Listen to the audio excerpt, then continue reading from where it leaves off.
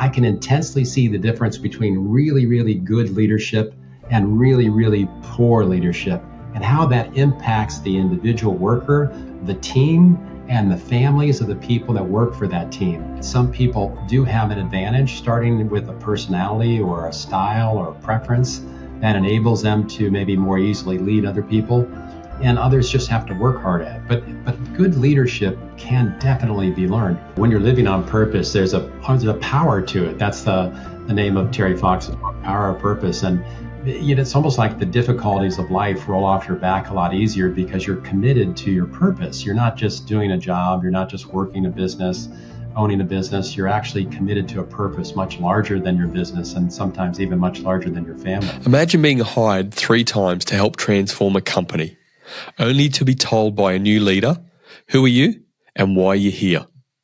This was the reality for today's guest, Don Frericks, who went from feeling like a corporate reject to becoming a top executive coach, passionate about creating extraordinary leaders. In this episode, Don shares his powerful insights on the disciplined habits, adaptability, and purpose that define confident leaders. If you're interested in learning more, then stay tuned.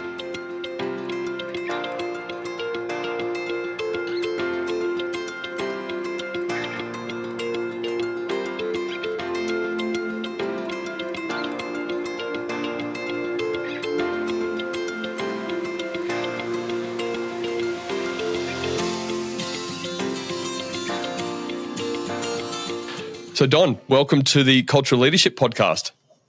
Thank you for having me. I'm excited to be here, Brendan. Mate, it's a pleasure having you. And look, as we said before we hit the record button, we're not going to dive into politics, sort of the US stuff that's happened recently, or within the last 24 hours. So let's leave that alone. You're a registered independent, which is fantastic. Mate, let's get into a bit about you before we dive into our topic. Really keen to learn about these 5 steps to rapidly develop yourself as a leader and set yourself up as a leader that somebody that you want, that people will follow you. So, mate, tell us a bit about your background and really what's got you to where you're at today. Brendan, it's interesting because I think most people's stories are fairly benign and uninteresting. So let me tell you the part of the story that surely not yours. Yeah, exactly. I was a corporate reject. I was hired by major corporations. I live in Cincinnati, Ohio. And 3 times in my life, I was hired by a senior executive who said, Don, please come join me and help me transform this part of the company. And I love anyone that talks about transformation. I just have always been inspired to do that kind of work. And I'm thrilled to join anyone that says, come join me to do that. But 6 months later, in all 3 cases, that person had left the company for some unknown reason to them or to me.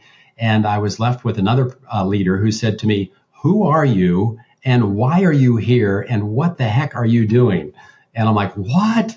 Are you kidding me? And it just... it was unbelievable how it happened to me 3 different times. I never made sense out of it. I thought I'm just a corporate reject. There's no reason for me to do that. I love small business. I'll just do consulting work, et cetera, et cetera.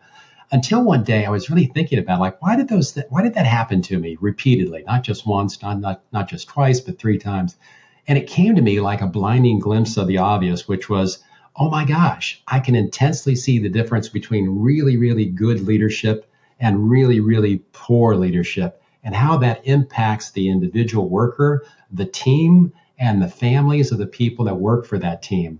And I intensely care about that. So today I dedicate myself, my purpose is 100% to create extraordinary leaders in the world, because I believe that more extraordinary leaders in the world will reduce the amount of suffering in the world. I mean, you brought up a little bit of the election, and I believe both people that we're voting for here in the U.S. were poor leaders. I almost wanted to abstain from the election, but I felt like I couldn't. But it pains me to no end to believe that both are such miserable leaders, and to think that a country like the United States can't put 2 candidates in front of the people that are better leaders. So my whole platform, my whole purpose in life, I wake up every day thinking about how can I help create more extraordinary leaders to lessen the amount of pain in the world.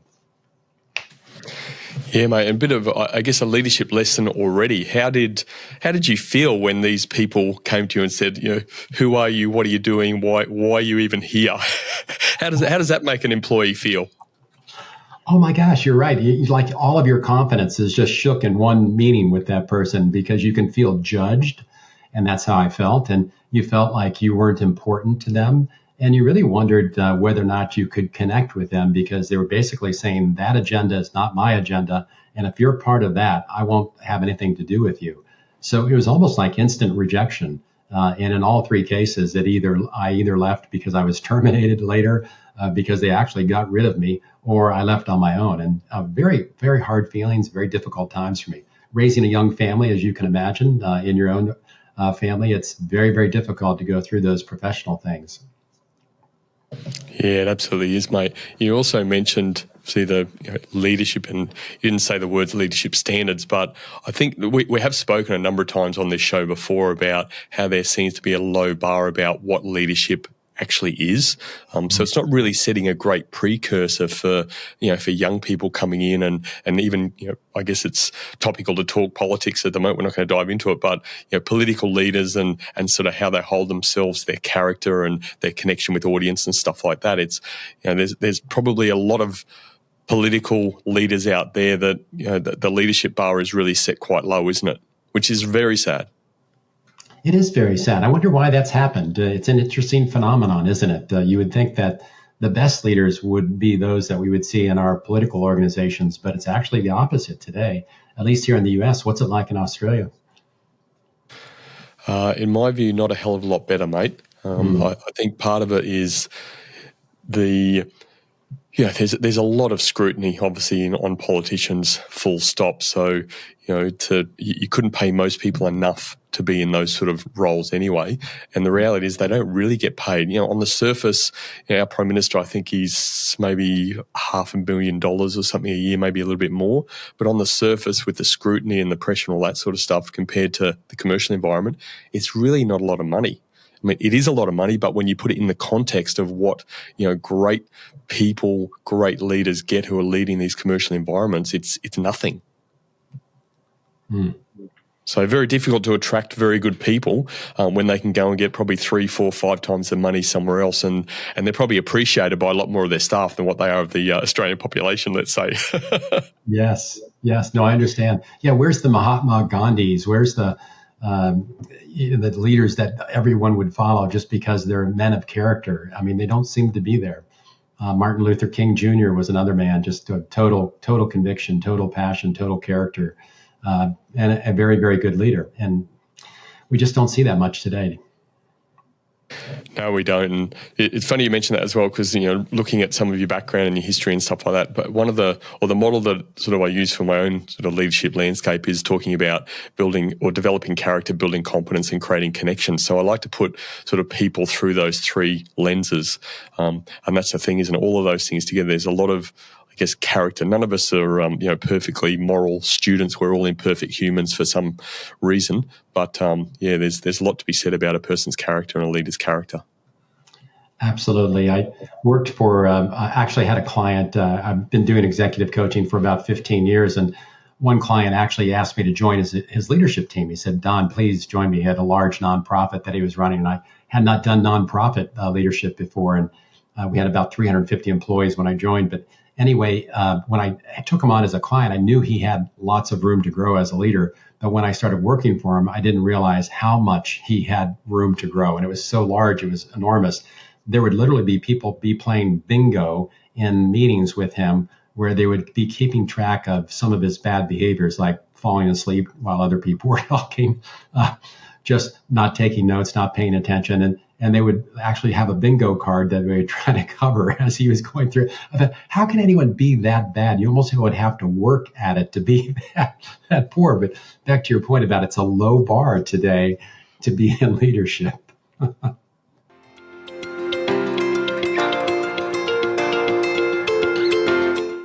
Sounds like a fun game, I have to say. I have to do it on cultural leadership at some point in time. Let's dive into our sort of 5 steps or elements of what you believe is really helps leaders develop themselves. So this first one is about, there was a point of, are extraordinary leaders made or born? Talk to that. Yeah, I love that question. I want to ask you the question too. I'll give you a little bit of an insight, and then I'd like to hear from you as well. I asked this question to about 21 different extraordinary leaders that I had interviewed in the area, and I pulled together like a white paper, a mini book on their views about leadership in general. And every one of them said that to a large degree, leaders are made, not born. And the belief there is that people can learn the skills of leadership. However, let me give you a however statement too. A couple of people said, but Don, some people are predisposed to be better leaders because maybe, like this one person said, I'm an extrovert. I love being around people. And leadership is about people. And so he said, I think I have an unfair advantage because I really enjoy people. If you're an introvert, you probably have to work harder to be a good leader. Now, you can still be a very good leader, but you might have to expend a lot more energy. And I think he was right about that. So my view of leadership is that some people do have an advantage, starting with a personality or a style or a preference that enables them to maybe more easily lead other people. And others just have to work hard at it. But good leadership can definitely be learned. What's your opinion? I'm curious. Yeah, it's always the interesting one, isn't it? That one of the things that sort of threw some of that out of kilter a little bit was the dreaded COVID, the C word. There was this view that the leaders who are actually more introverted type leaders were actually better leaders during the COVID situations because they weren't sort of trying to thrive off the energy of people, but they still have to love people. I mean, 100%. And I don't think that it links to personality so much. I think that's where the energy comes from. So I'm more about, and I am more introverted, absolutely, and I love people, but I also love time away from people because I need to recharge my batteries and those sorts of things. So, yeah, I can see the perspective. I definitely agree. Well, my view is that leaders are made. It's actually why I call my business Leader by Design, because to me, you put deliberate intent into things, then, and provided there's some level of competence attached to that and some level of really wanting to be better at it and enjoying the type of work, then you can learn the skills, you can learn the competencies.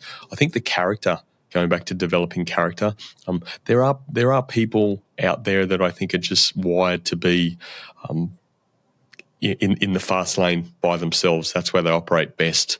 And, they're probably not, in my view, the best leaders because they're often more about themselves, but they certainly can make very good team members, sometimes provided their energy is channeled in the right direction. So, I'm a bit of a person that can take a bit of an each way bet, but I definitely lean on the side that they are sort of made or designed, and we're always in the making too, aren't we? We're always, hopefully leaders are always trying to get better because otherwise they probably shouldn't use that tag.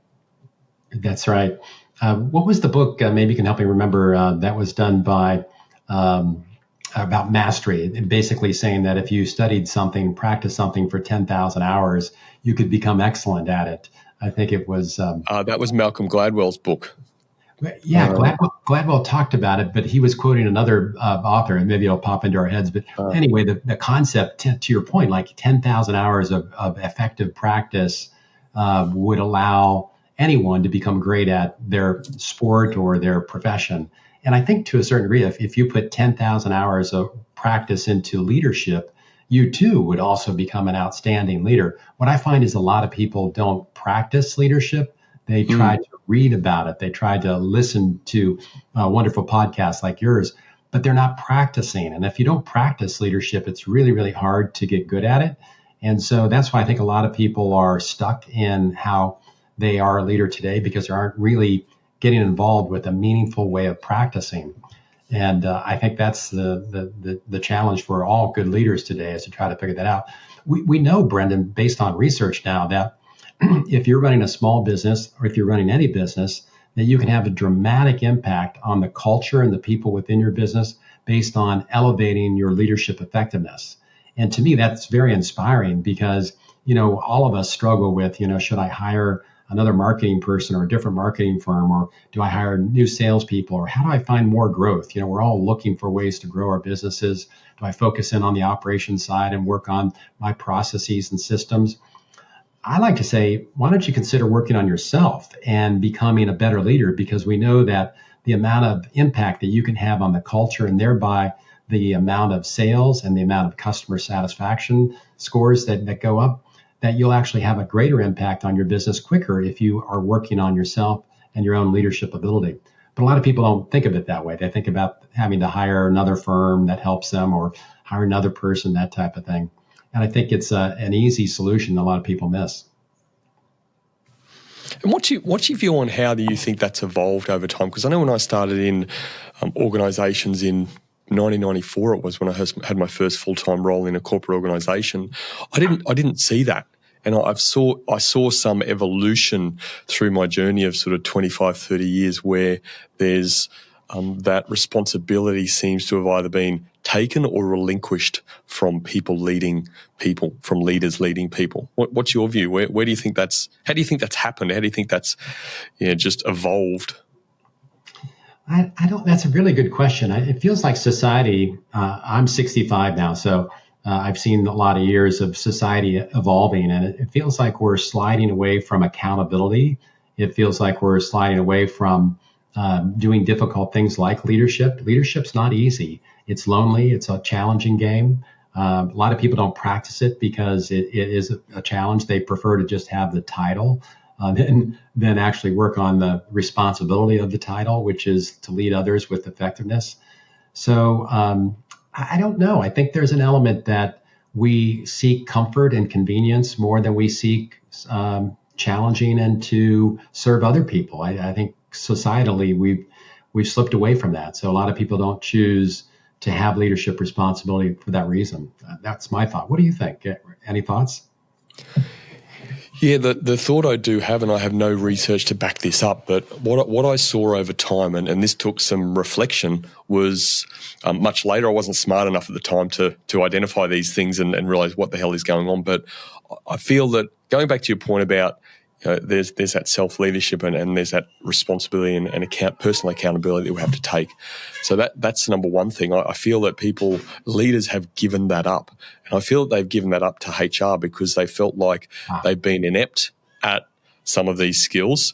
And then somewhere on the line, some smart person thought, well, how about we develop these human resource experts? And because they're called human resource experts or people and culture managers or whatever they're called nowadays, that apparently they're just the expert at that stuff because they've got that role and title.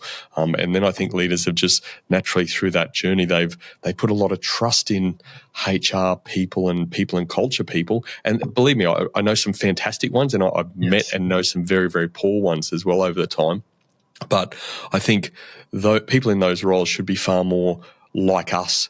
They should have a coaching mindset. If they're skilled in those sort of things, which hopefully they are, if they've got those roles, that they work with the leaders in the organisation and actually, to some extent, make themselves redundant from dealing with people issues because the direct leader should be able to do a lot of that stuff with support from a HR or people at culture management, stuff like that. So that's what I've seen in the organisations and the experiences I've had directly.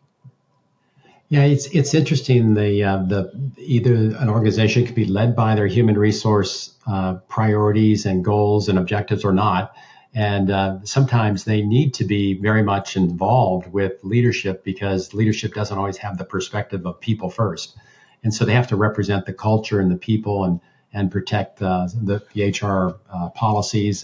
But it's hard to find a balanced leader that can do both. And I think your point is like, hey, we really need to find leaders that don't necessarily need the crutch of human resources, that they actually understand the priority of people and the priority of the values of the organization, and they can lead the organization forward as a result of it.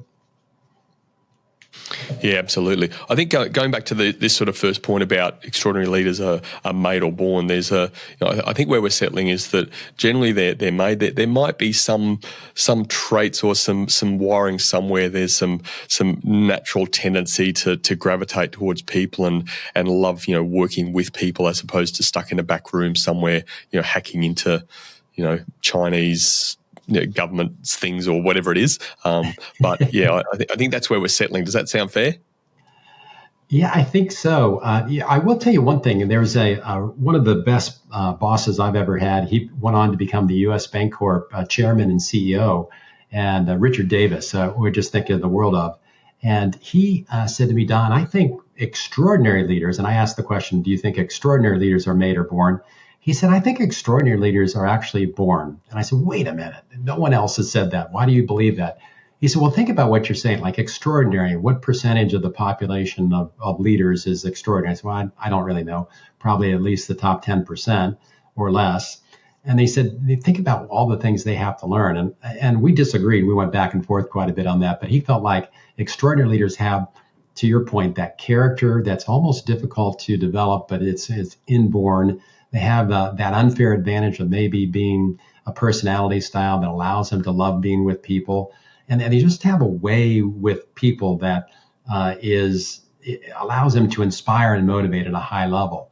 And he said, it's rare to find those people. You can develop them. He said, no doubt, but it's more likely that you find those people and you kind of soften their hard edges and you help them become fantastic. But they had a great gift to begin with.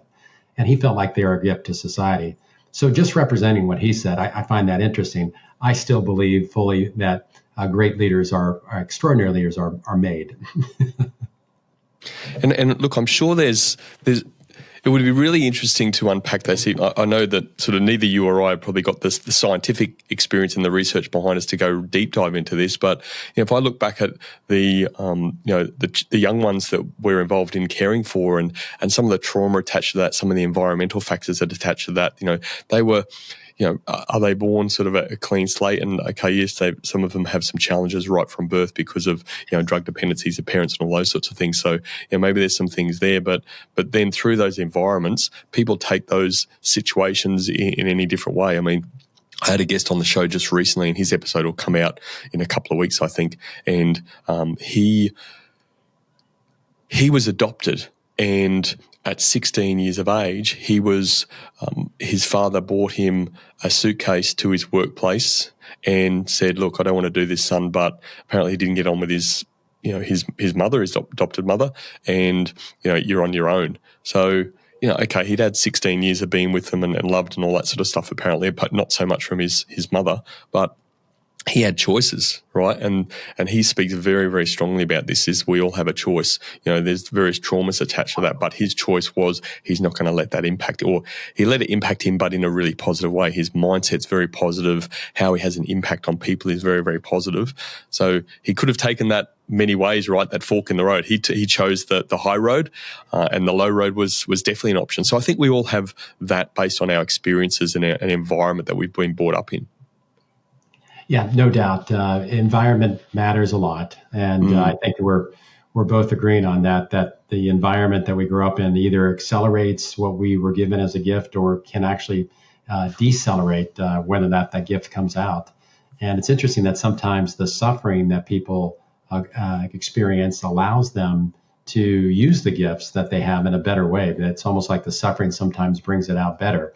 So it isn't just perfect environments create better people, but sometimes a suffering type environment where someone's deprived of maybe love or nurturing, like the person you're talking about, that too can be a catalyst to get people to move on and use the gifts they've been given. And I think it would be very, very interesting to know or to learn, like, is there something in a person's character, in their wiring, that makes them go a certain way? Why do some people choose that way versus the choice of some other way? Fascinating. Yes. Someone just asked the question, maybe you have an opinion on this, is grit something that can be learned, or is it inborn? Since we're talking about this topic, what's your thoughts about that? Yeah, mate, that's a whole other rabbit hole, isn't it? That the work that Angela Duckworth has done around and grit and things like that. I can have an opinion, but I guess from just some of the basic stuff I've read, your work, and I relate some of this back to work ethic. So work ethic is apparently really solidified more in those younger years, like 6, 7, 8 through to early teenagers. So if you can develop your children having good work ethic, understand the power of putting hard, trying and putting effort into things. It's not always about winning, but you worked hard, you try hard, and there's corresponding result off the back of that. Then that to me is what sort of keeps people coming back, keep trying, keep working hard. And if it's like some of these challenges we talk about in society today, are people they're given too much? Are they allowed to get away with too much? We talk about a friend I know talks about fun, food and flags. Everyone's getting an award for something, even just for turning up at work, you get an award sort of stuff. It's like it's really that mollycoddling sort of environment that we've created. So I wonder what that means for work ethic or grit moving into the future. Where do you sit on this, mate? I'm not sure, actually. I thought a lot about it today, and I was wondering if, to your point, like if you haven't been challenged, if you've been given too much to the point that you're making, is grit going to be available to you? Can you just kind of intellectually learn it? And I would say no. I would think that grit comes from suffering. Grit comes from being behind and having to fight your way through life, so to speak. There maybe we think about at least here in the U.S., the World War II generation, men that had to go to war at 17, 18, 19, 20 years old. They had incredible grit because they were just thrown into a terrible situation. Did they learn grit because they were in war? Did they have it before they went there? I mean, it's hard to say. I think if you're trying to stay alive, you're going to find a way to grit your way through that. I would think. Yeah, it's a fair point, isn't it? The context and the elevation of the situation might be a contributing factor.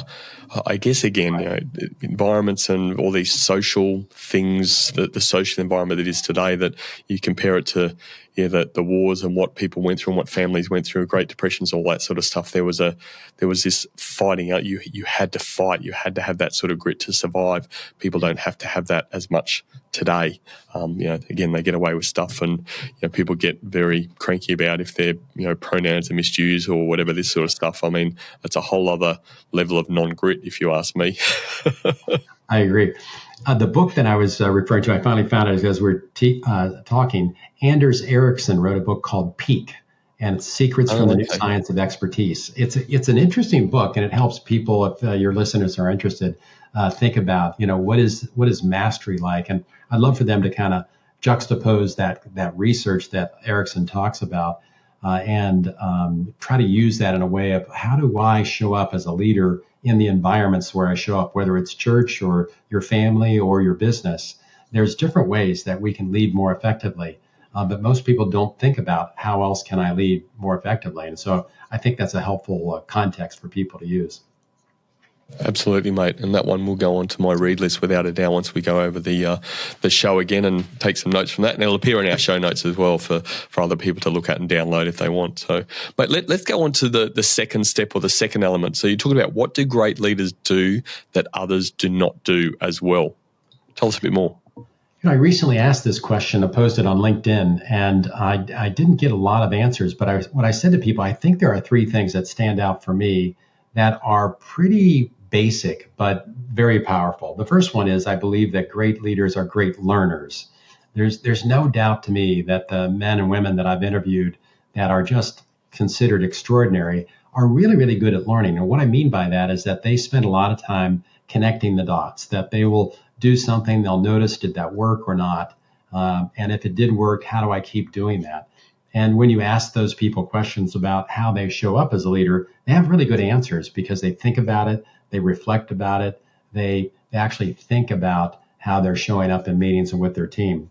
The second thing is, I think that they also are outstanding listeners, people that listen well, connect deeply with the people they're trying to lead. And normally great listeners are also very good questioners. They use curious questions. So they're not just listening, but they're really deeply interested in what you have to say. And because of that, they elicit great dialogue. They are able to pull people's hearts out. They inspire and motivate more because they are connected deeply with the people around them. And then the third thing that I proposed is that extraordinary leaders are on purpose. Like, they have a mission about themselves that's second to none. You know that they are trying to make the world a better place, and that all of their leadership actions are based on trying to do that. So you don't second guess whether or not they're just trying to climb the ladder or make more money for themselves. You actually think about them as a person that is somebody that you aspire to be, because they are working hard to salvage something, to change something for the better, to make the world a better place, like I said. So those three things stand out for me, but I'm sure there's a bunch of others too. I don't think the list is just three long. I'm sure it's more like 30 or 50 long. What do you think? I'm sure you've got some ideas because you think about this as well, don't you?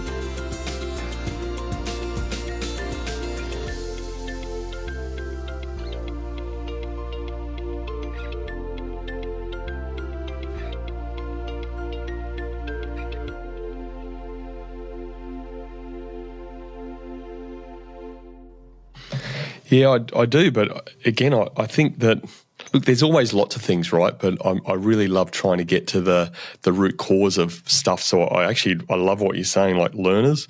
I mean, there's so much attached to that. And there's, that's a basis. If you've got that mindset around learning, then the paths are endless, right? You can take yourself there. I guess jumping back to or forward to purpose in the last one you mentioned, then if you're clear on what your purpose is, or you've got some shining light about the sort of direction you want to take, then that can help your learning path be a little bit more focused, because otherwise there's so many avenues to go down that. And then listening, well, absolutely. I mean, part of the reason why I love doing podcasts is just listening and understanding people's stories, because you seem like the sort of guy that could just sit there and have a conversation with someone. And you mentioned to me before we started recording, Brent, I'd love to have a conversation in here. Don't just hit me with question after question. I'd love to get your insight. It tells a bit about you already, that you just love to understand people, what makes them tick, what's in their DNA, what their experiences have been, what's made them sort of operate or think and believe what they believe today. So, mate, I really like those things. So if we take it back to root cause, well, mate, I would put a loop around those and say they're pretty solid foundations to build from. Yes, I think so. I think there's a lot of things to practice. People attempt to use tips and tricks for leadership development, and I'm somewhat opposed to that. I think that's the cheap way out. There's a lot of and maybe what sort of tips, tell us about some tips and tricks. What are these things that get you goat? I've got a couple, so maybe I can share later. Well, even the whole listening category, so we would say use active listening. And I was with a client this afternoon before we are talking, and he said, I've been given feedback that I need to use active listening. I said, that's fine. What does that mean to you? And he said, I'm not sure. I said, okay, well, let's think about that, because it is, if you're not sure about it, it's probably not going to work. So probably read it in a book or watched a YouTube video on it that morning. I think you might be right. So the more he kind of thought about it, he thought that probably what he does is when he's listening to someone else, he's formulating his response. And so he doesn't listen to them fully, nor does he listen to what they say at the end. And he said, I'm guilty of that. And he said, I think maybe active listening for me means that I should maybe paraphrase or summarize what the other person has said before I just launch into what I want to say. And I said, great. That's a great way to think about active listening for you. I actually personally love that. That's a good example. Like if we just use the tip of active listening, it really is somewhat meaningless. But if we interpret it to ourselves and what we need to do with other people, it can be very powerful. Yeah, absolutely. There's a chap that, again, we interviewed on the show, and he's become a friend of mine, called Oscar Trimboli. He's known as the deep listening expert. So he uses deep listening as that term. But what I love about his work and the real foundations of it is through research, he's identified 4 listening villains, and he uses the acronym called DILS, D-I-L-S. So there's a dramatic listener, there's an interrupting listener, there's a lost listener, and there's a shrewd listener. So I definitely encourage our listeners and watchers to our community to go and look at Oscar's work, because it's fantastic around and again, a really, really quick summary. So the dramatic listener is actually me. I'm my first category is a dramatic listener. It's not as bad as what it sounds, but it's about creating a connection with people. So, Don, you can be talking and something you say might really resonate, and I've got a connection with that. If I don't understand that dramatic listener is my villain, then I would very quickly jump in, and I've had to learn this, because I would very quickly jump in and say, I had a situation like this, and all of a sudden you're not listening, right? You've turned the conversation back. So that's what a dramatic listener can do. Their underlying is creating a connection and wanting to connect. So when they hear those things, they come in, and it's got a bit of drama attached to it. The interrupting listener is, well, it's probably not hard to understand, but they can be listening and they're sort of wanting to get out something already before you even there. So they just can't wait to sort of burst at the seams. The lost listener is the one that strangely, you could say that people that are a bit more neurodivergent, their minds are wandering and stuff. So it's not that they're not good listeners, but what they do is they just, if you're giving them too much detail or whatever their personality style and their communication style is, that their mind will wander, and you'll actually see it in their eyes or in their face. They're just sort of like, my wife's a lost listener, so if I go too deep with her, she's like, well, wandering off at the stars. I'm like, oi, back here. So, and then there's the shrewd listener, which is the one that's listening but trying to solve the problem before they even know really what the problem is. They're trying, I know what to do here, and so they're just interrupting like that. So it's not about changing those, but like anything, it's about using your point, like learning around those villains, learning what yours are, acknowledging that, and then when you're having a conversation, just be aware of those. You can't suppress them, but you can control them. And I found that work really powerful from a listening perspective. I think you're right. I love Oscar's work. I have not read it. I'll certainly connect with it, though. Worthwhile, mate. Absolutely. He's a really good fella too. So there's no doubt about it. So Oscar Trimmer, he wrote a book, Deep Listening. He's got his deep listening survey or analysis assessment, whatever is on his website. I think it's like $20 or $30. He gives it away for a steal. So, and it's Aussie dollars too. So in US dollars, it's about $5. So anyway, but mate, I really do love that learners 100% agree. I mean, to be an extraordinary leader and to be an impactful leader, you've always got to be learning.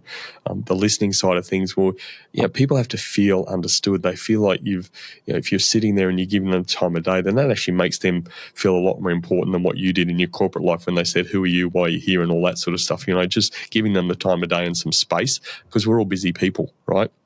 And then the on purpose sort of wraps it up together, making sure we're on track with things. And over the course of your journey, how has your purpose changed, if at all? Like when did you really start to solidify that? Or do you feel you're still on that journey? It's a really interesting question. I think purpose can change for people throughout their life. I have been living with this defined purpose for the past 5.5 years. Before that, I was an executive for 9 years and floundering, I would say, because I really didn't understand my purpose. My children were going through college. I have 4. We're trying to help them with private school and then their college expenses. So I was attempting to make money to provide for my family, I think is what I would have said my purpose was. And that's a fine purpose. Many people will say that's what they are trying to do with their life, and they're dedicated to that. And I get that. But I really think that purpose is deeper than that for all of us. And certainly we're all here if we're trying to provide for our family, there's nothing wrong with that. But it seems to me like purpose, do you know the chap called Terry Fox, a Canadian? Have you heard Terry Fox's story? No, I haven't. Oh my goodness, it's such an amazing story. Terry was in the late 70s, early 80s, an 18-year-old who lost his leg to cancer. And back then, they didn't have great prosthesis, but they gave him one. He's an 18-year-old, didn't know what he's going to do with his life. Now he's lost his leg. Really, all he loves to do is run and play basketball. He can't do that any longer. He has no idea what he wants to do with his life now. He's lost a leg, and he's just emotionally distraught about it. He had to go to a cancer treatment facility. I guess back in the days in Canada, you went to the facility as opposed to doing it in the hospital. Remember, this is a long time ago. And he saw younger children there. This is pediatric. And he became friends with many of them. And some of them passed away during his chemo treatments. And some of them also lost a limb. And he was so saddened by their story that he started to wonder, gosh, doesn't it make sense that we do something about cancer? Is there a way that we can try to change the world? And this is where I think the root of purpose is, where we notice something that's so dramatic to us that we really want the world to be different, and we dedicate ourselves and our lives to that. We may still provide for our families while we're doing that, but there's something bigger and larger than that in our lives that shows up, and it's like beckoning us, it's calling us to change.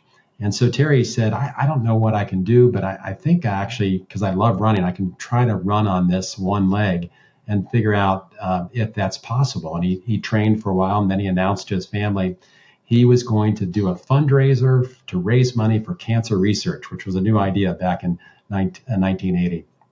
And they said, "What?" And he said, "Yeah, I'm going to run across Canada and I'm going to raise $1 million at that time."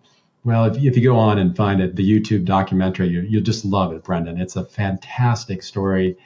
Terry Fox has motivated me many, many times. I've got a picture of him on my wall here.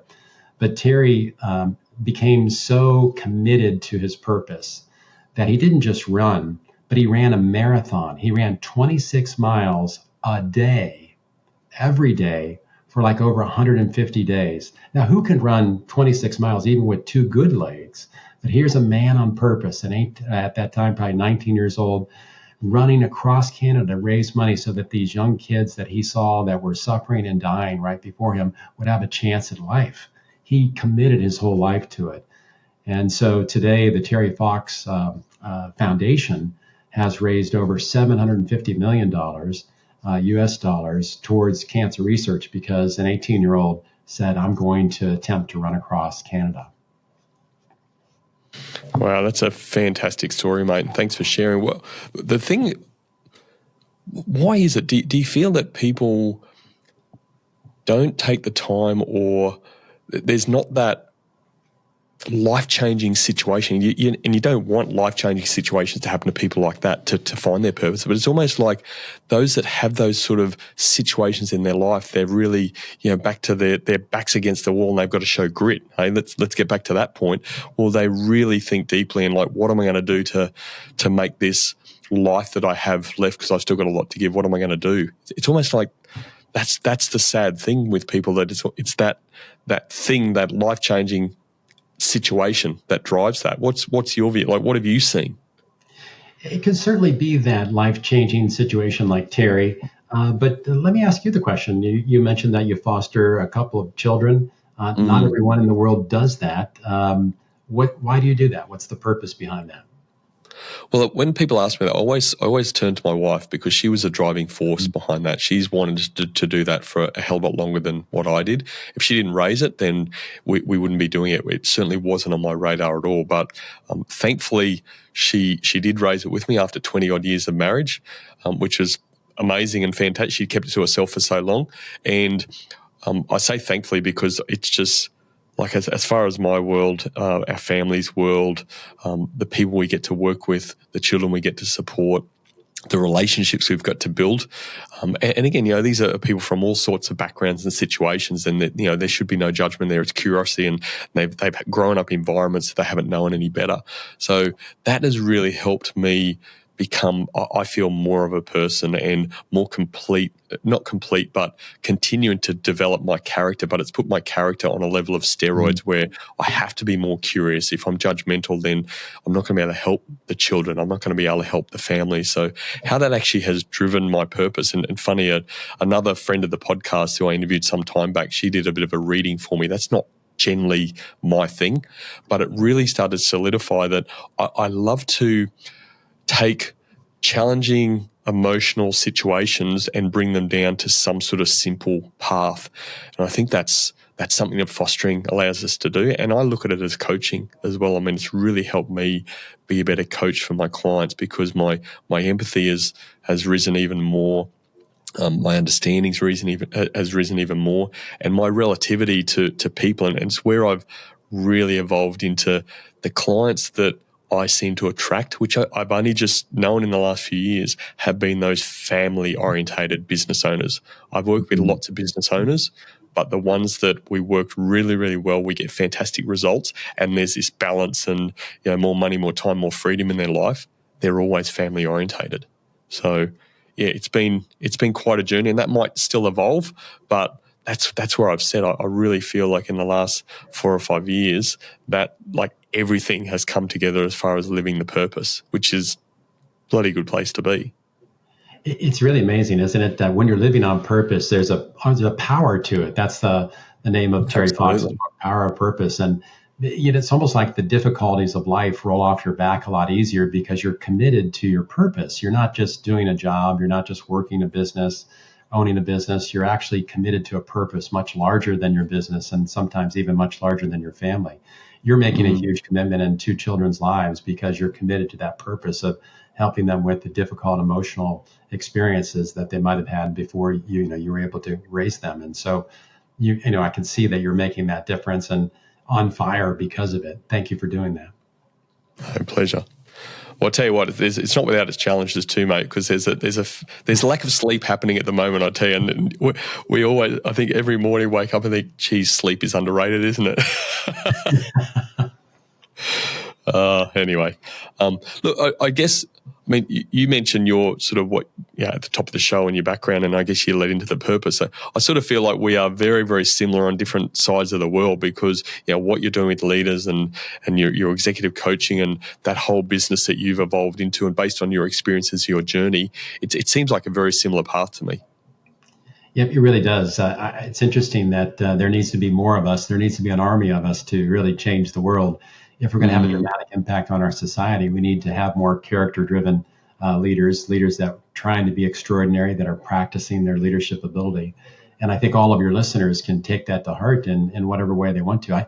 I believe there's always at least one thing for us all to be working on as a leader, that our church needs us to lead better, our family needs us to lead better, our business needs us to lead better. But because we're so distracted with all of the things that we have to do, whether it's running kids to and from their activities or trying to pay the bills, or if our business is so busy that we don't have time to sit and think, we don't really think about what that one thing is. And there certainly is one thing that could be very leverageable upon the families, the church groups, the businesses that we're trying to lead. And it's up to us to figure that out. And I think that's the first step towards leadership development that we can all take. And I know that as a DIYer, if we don't take that step, it just never happens, right? Absolutely. And talking about DIY, mate, was it DIY? I think I said it backwards. I think I do it yourself, DIY.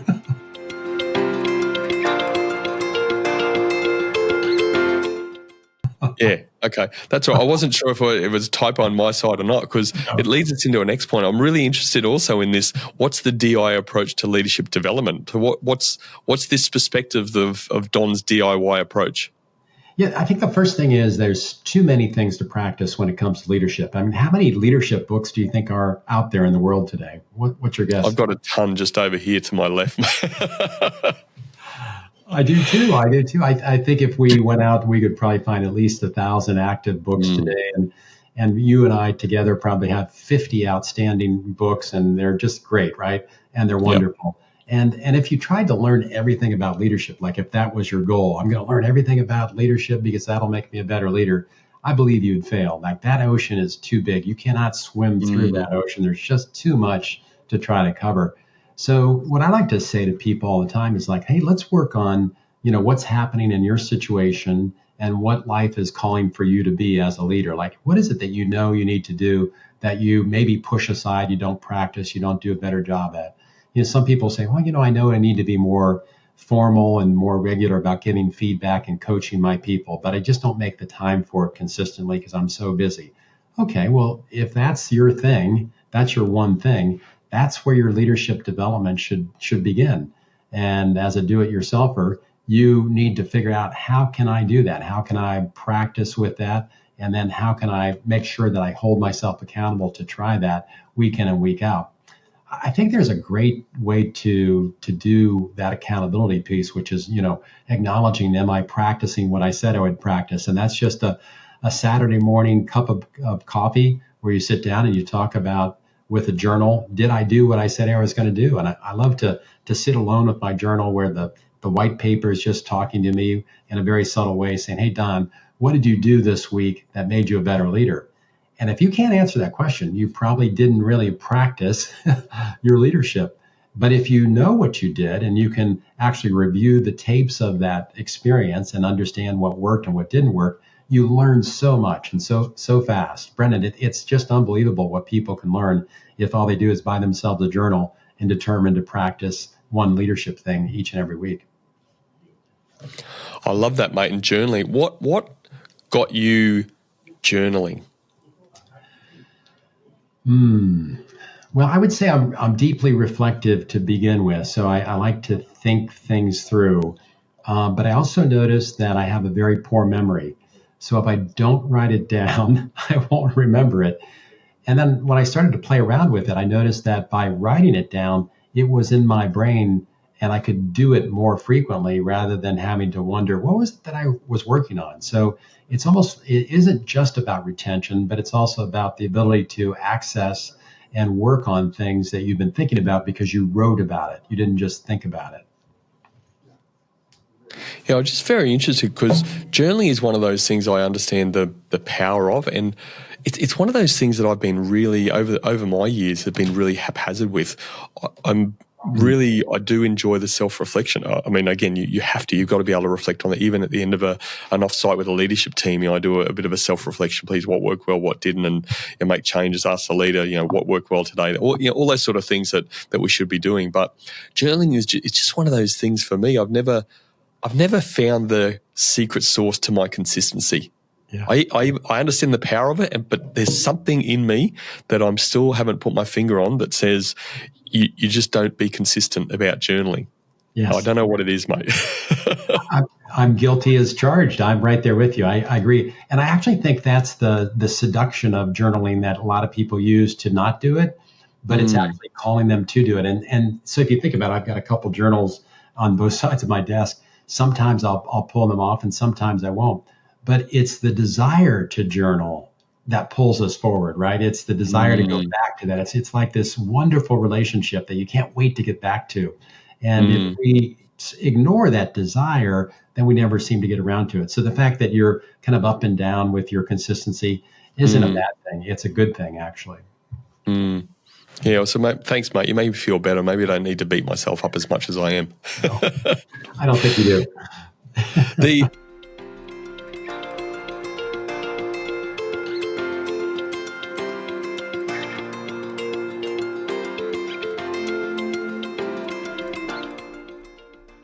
It gets back to the DIY side. I love the fact what I'm taking from what you're saying is that it's important to meet the person where they're at.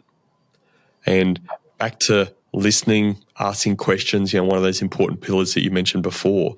If you're asking those questions, like you said, where are they at? What do you think what would you like to develop? What would you like to improve upon? Where are you having challenges? That sort of stuff, and you can settle on something. Then you've got a really great starting point. You've met them where they're at, and more importantly, from my lens and what I talk about is that growing confident leaders. So you're really starting to bring them to a place of confidence. If they can work on that, build some confidence, and they see some impact there, then that again creates that foundation of confidence to go and attack more challenging items potentially. Yeah, that's a very good point. Traditionally, I like to take my leaders through a 360 assessment. 360-degree assessment means that their boss would give them feedback, their peers would give feedback, their direct reports and others would give feedback as well. And I think that's a great way to establish a benchmark of where their leadership effectiveness is at and how other people perceive them.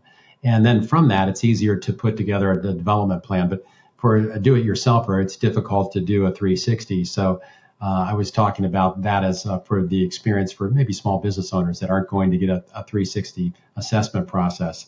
But once you have an assessment, it's amazing how if you use that as a benchmark, that becomes the baseline of how you get started. And then you can work on your development approach and create skills that you didn't have before and new habits.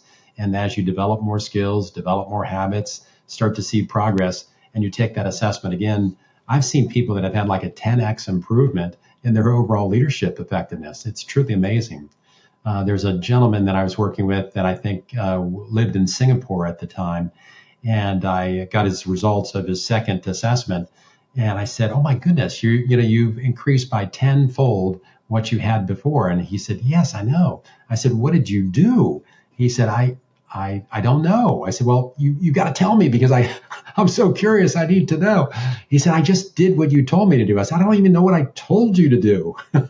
I mean, He said, well, Don, I just did something every week. He said, to be honest, I didn't, have a big practice schedule. I just tried to do one thing every week. And he said, I was really consistent about thinking about what that one thing did for me. Did it help me with my relationships with my people? Did I communicate better?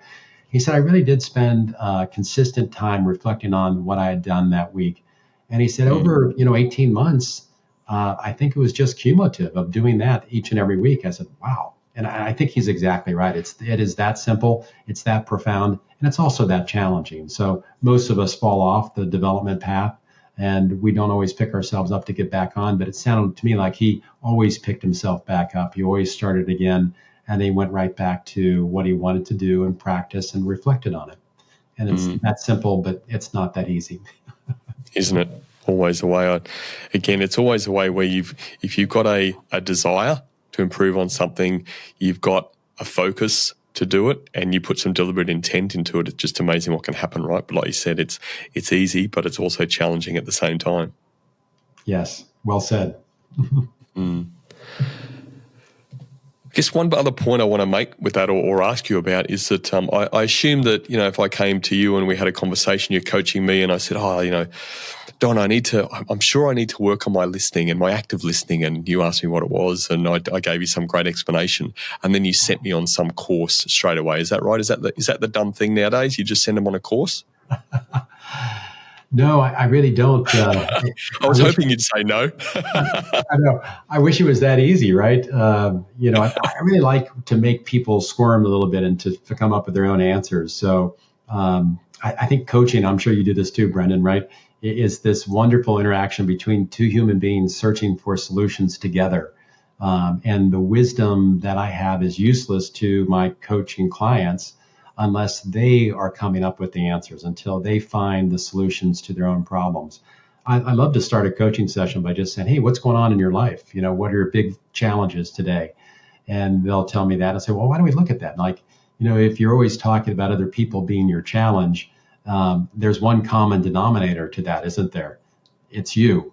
And so if you're the one that's always involved in all these challenges, what is it that you can do differently to be better for them and to solve some of these problems? And that's where I think leadership, and I'm sure you experience this, leadership coaching is so fun, because people start to really look at things that they wouldn't look at on their own because you're asking them the challenging questions, right? Do you have that same experience? Yeah, 100%. And are you familiar with Patrick Lencioni's work on Working Genius? Yes. Yeah, there you go. So one of my genius is discernment. So I just love that aspect of sort of challenging those situations, asking those questions. And I joke about this sometimes, but I feel like I love being the coach sometimes to sort of drop the bomb and see where it lands. It's always, like you also said, like seeing people squirm, it's always a bit of fun. Just ask a question. If they haven't got an answer, sit, wait. Eventually they'll come up with something. But again, you don't want to jump in too early, right? Let them squirm a bit. Yes. Good fun. We sound like we're a bit sadistic in our coaching methods, mate. No one will ever employ us again. Right. Let's not bring our clients on. They might say the wrong thing. No, exactly. I forbid my clients to listen to this episode. But let's move on to the fourth sort of point. So how do people fail in personal leadership development? What's your opinions around this? It's very simple, and it's consistent with what we're talking about, Brendan. Failure in leadership development only means one thing. It means giving up. Normally, because we are trying to do a lot of things in our work and running our businesses, that when we say we're going to try to become a better leader, that's on top of everything else that we're already doing. And so it's one more additional responsibility, and it's a lot, and it sometimes overwhelms people. And so what happens is they get very, very busy with the situation with a client or a group of clients or whatever situation's happening. Maybe they need to hire people, and they forget about or stop doing what they said they were doing to develop their leadership skills. So that's a moment of truth. And in the moment of truth, they can either choose to eventually go back to what they had started or not. And leadership development failure, to me, are people that have just quit. They just stopped working on what they wanted to work on. Quite honestly, our lives, just like our journaling, as we were talking about, there's ups and downs and ups and downs and ups and downs. And that's the same thing with leadership development. So the only real way to fail is to not continue. Does it, in your experiences, come back to that lack of grit, lack of desire? Did they think that leadership was going to be this sort of fancy role at the top where you didn't have to do much? Like, what's your view? I really do think you're right. It is lack of desire. It's not enough motivation to push yourself. Some people say old dogs can't learn new tricks. I disagree with that completely. Old unmotivated dogs can't learn new tricks because they don't have the motivation. But I think anyone can learn that really wants to push themselves. I think to your earlier point about sometimes when you have a difficult situation that's happened to you, maybe that's it. Maybe they haven't experienced enough failure. I was coaching or beginning to coach someone who I was assigned to, and he wasn't really interested in what we're doing. And he was pushing back and kind of a driver personality. And like, I don't understand this. It's no big deal. I know that I'm rough around the edges, but they pay me to be tough on other people here. What's the big deal? Blah, blah, blah. And then I said, hey, quite honestly, I don't want to do this if you don't want to do this. And, let's not, do something that neither of us are motivated to do it. But I said, I'm just curious. You mentioned you have some teenagers at home. He said, yeah. What about them? I said, well, how's it going with them? He was quiet. And he said, when do we begin? And I said, okay, there we go. So, until you find someone's motivation, I think that's true for all of us. If you're going to do it yourself, find your motivation. Like, why would you want to be a better leader? Like, why would that make a difference? Is there a relationship in your life that is troubling you that if you were a better leader, that you could make an impact on that relationship? Is it your spouse or your children or friends or people that you work with? There normally is at least one important relationship to people that is impacted by our negative leadership ability, and we need to adjust that. But it isn't always clear what we can do. So I would suggest to your listeners that if they're looking for a way to get started, to ask themselves, what's the motivation of why you'd want to be a better leader? Isn't just to be a better leader. There's something else behind that. Yeah, again, I love that question. And I think people should also realize, and you touched on it, that the motivations can be different. I know when I think about my own leadership journey, I've loved the challenge of leading because it is tough, and you're dealing with lots of different people, lots of different perspectives, lots of different backgrounds, all that sort of stuff. And it's just like, if you can navigate some of these waters and work through them, and again, you're never going to be liked by everybody, but respect is a big thing. If you're respected for what you're doing and decisions you make, and you can bring people along that journey, then that's a big thing. So, I definitely think motivation is absolutely critical. I agree that if you are motivated to learn something, to get better at something, and you actually enjoy that, then geez, you've got a much greater chance of being successful in learning and enjoying that and actually being decent about it. But if it's a grind because you hate doing it and stuff, like, you're just never really going to be good at it, are you? Never. No, I agree 100%. Yeah, there's just no way. How to know if you are a great leader?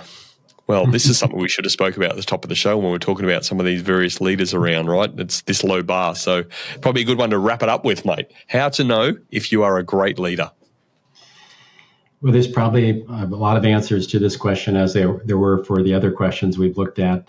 But let's try to unpack this together again, Brendan, if you don't mind. For me, one of the things that you notice about great leaders is they have a trail of feedback that follows them. And for instance, I mentioned Richard Davis's name earlier, and he was someone that I hadn't seen for maybe like 10 years. And I would run into alumni of people that I had worked with, and they would say, hey, I saw Richard Davis. They were very excited about having seen him. And the story was always consistent about this man called Richard Davis. They would say, oh, he's such a great guy. That's the first thing. Second thing they would say is like, he remembered my name, which is unbelievable because in his company, he had 73,000 employees. That's how big U.S. Bancorp is.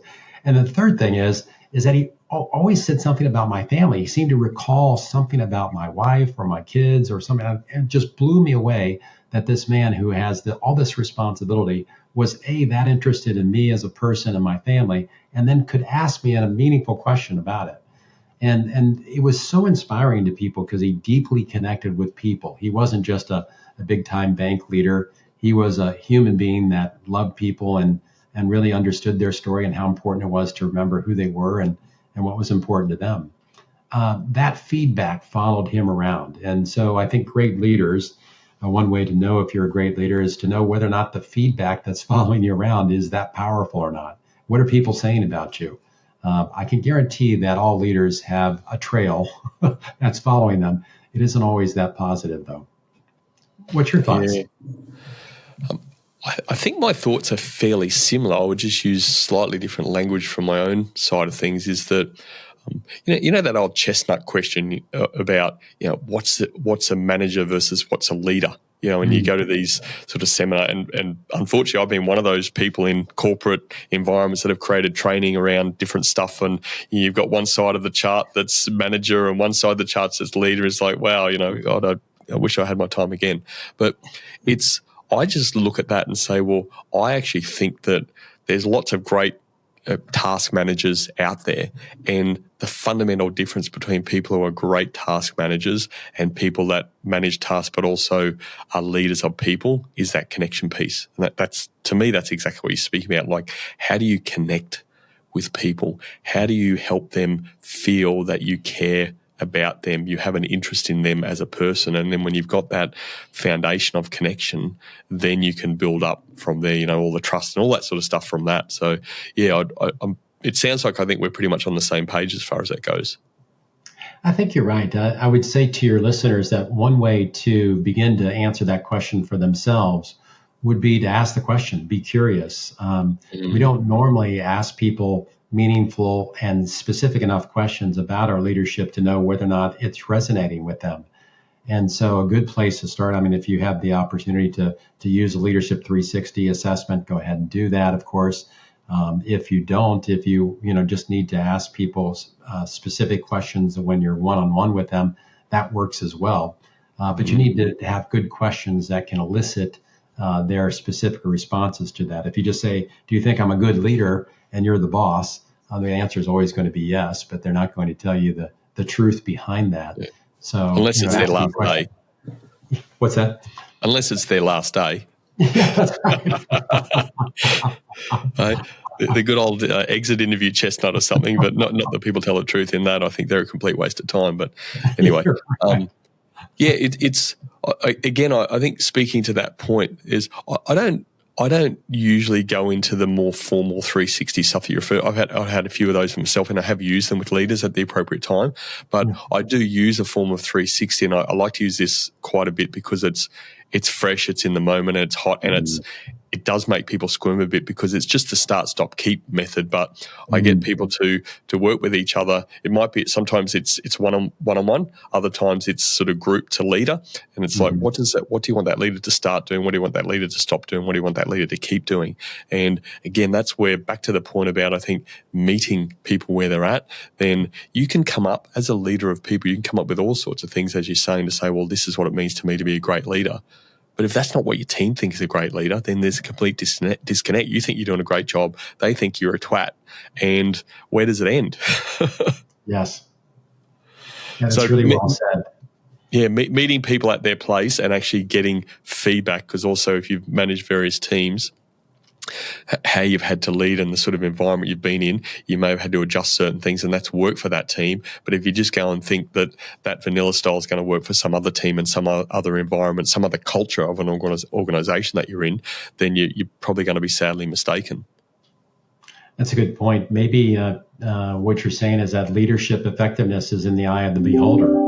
I think so. Right? I think so. Do we believe that?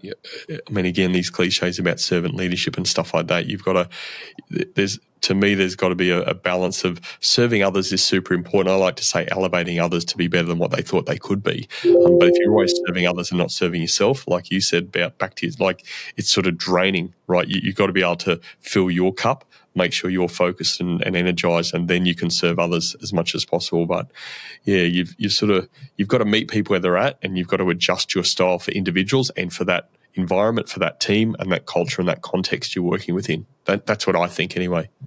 No, it's a great way to put it. I like to work with some different 4-box models. I'm sure you do the same thing. And It's interesting if you say, okay, Brendan, you're in this box of these 4, and it's equally distributed amongst the people that you lead in your organization, you are very good with 25% of the population, and maybe 75% you're not very good with. So it's going to take some work on your behalf to be able to adjust your style to be more like their styles, and to invite them into a different kind of communication, a different kind of decision making and problem solving that allows them to be comfortable with your style. But your job as a leader is to know what their style and preferences are, and then to adjust your style to make them more comfortable with you.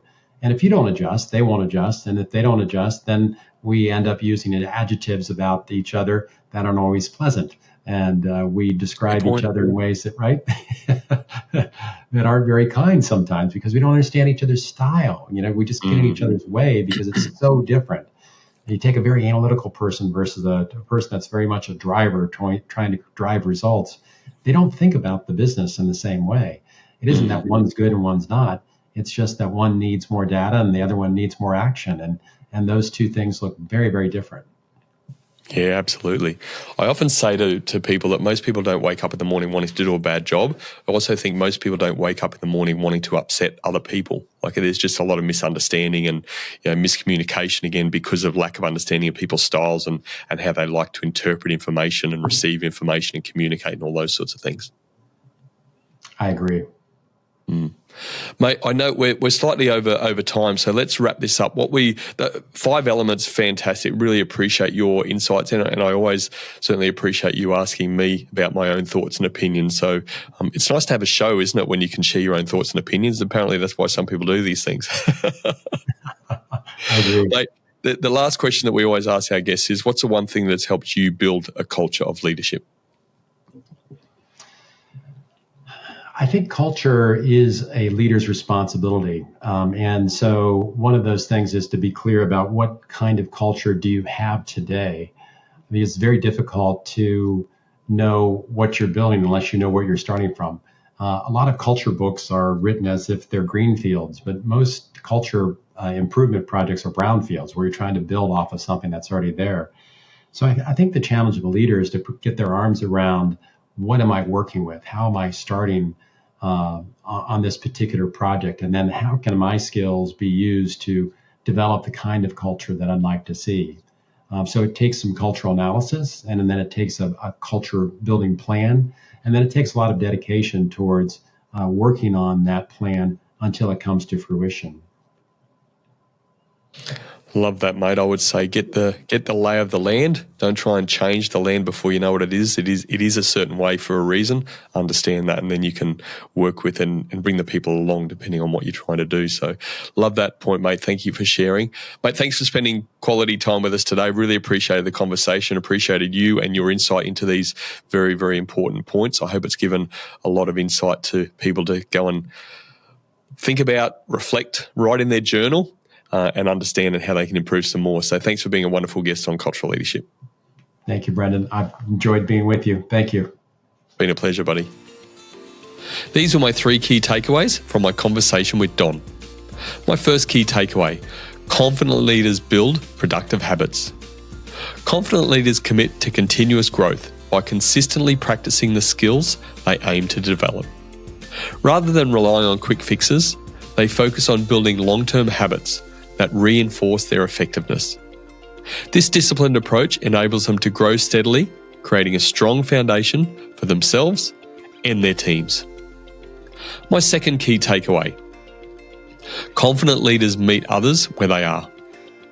Effective leaders understand the importance of connecting with their team by meeting them at their current level.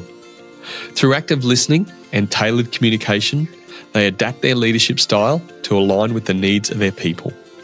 This flexibility fosters trust and engagement, empowering team members to excel. My third key takeaway: confident leaders are relentless in their purpose. Purpose-driven leaders bring a powerful sense of commitment to everything they do. They remain steadfast in their mission, inspiring those around them to embrace a shared vision. By staying true to their purpose, they create a culture of motivation and resilience within their organisations. So in summary, my 3 key takeaways were: confident leaders build productive habits.